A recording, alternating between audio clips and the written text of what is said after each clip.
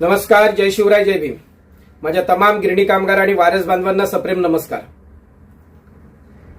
10 मार्च 2026 रोजी गिरणी कामगारांचा महासागर, गिरणी कामगारांची एक भव्य संख्या मोर्चाच्या रूपानं आझाद मैदानावर जमा झाली आणि सरकारला कुठेतरी निर्णय घ्यावे लागले. रात्री 11:30-12 वाजेपर्यंत गिरणी कामगार आणि वारसांचा जो संघर्ष होता त्यातून कुठेतरी बदल घडवण्याची तयारीनंच गिरणी कामगार आता उतरतोय हे सरकारच्या लक्षात आल्यानंतर 13 मार्च 2026 रोजी एकनाथराव शिंदे साहेबांनी बैठक बोलवली आणि त्याच्यात अनेक सकारात्मक आदेश व्यवस्थेला दिले.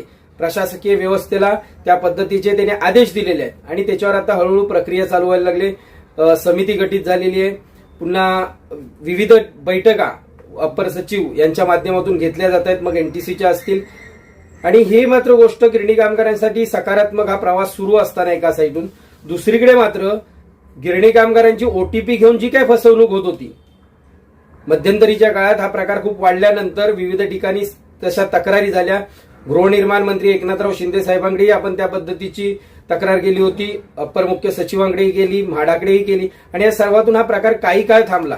परंतु आता पुन्हा गिरणी कामगार आणि वारसांचे फोन यायला लागलेत की दादा माझ्याकडून ओटीपी घेतला गेला. मुंबईतलं घर म्हणजे आतापर्यंत ओटीपी द्या सांगितलं होतं, आता कोणत्याही स्तराला जाऊन ओटीपी मिळवायचा हीच भूमिकेत मात्र हे व्यावसायिक किंवा त्यांची ती माणसं दिसतात. आणि त्यामुळे मुंबईतलं घर पाहिजे की शेलू वांगणीचं पाहिजे अशा प्रकारचं विचारलं जातं.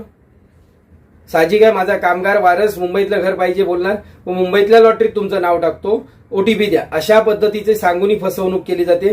त्यामुळे माझ्या तमाम गिरणी कामगार आणि वारस बांधवांना एक विनंती आहे की कोणत्याही प्रकारे सरकार म्हाडा आपल्याकडून ओटीपी मागत नाही किंवा आपली खाजगी माहिती कोणतीही सरकार आपल्याकडे मागत नसतं.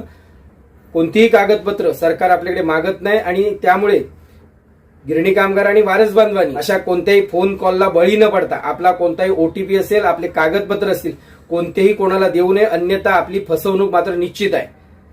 ज्याला मुंबईच्या बाहेर घर पाहिजे त्याला संमतीपत्र द्यायचे त्यांनी द्यावं, परंतु मुंबईच्या अधिकारावर ठाम असणाऱ्या कोणत्याही व्यक्तीनं, कोणत्याही गिरणी कामगार, कोणत्याही वारसानं कोणताही ओटीपी, कोणतेही कागदपत्र मात्र कोणाला फोनवर देऊ नका एवढी विनंती करतो. कारण वारंवार गेली वर्षभर आपण याच्यावर सांगतोय की कशा प्रकारे फसवणूक होते, परंतु योग्य माहिती आपल्या कामगार खेडेगावात असल्यामुळे ती पोहोचत नाही. त्यामुळे या व्हिडिओच्या माध्यमातून मी सर्व माझ्या गिरणी कामगार असेल किंवा तमाम मराठी जनतेलाही विनंती करेन की हा व्हिडिओ जास्तीत जास्त शेअर करा की माझ्या कामगारापर्यंत, माझ्या त्या वारसापर्यंत हा व्हिडिओ पोहोचेल आणि त्याची फसवणूक होण्यापासून मात्र थांबली जाईल.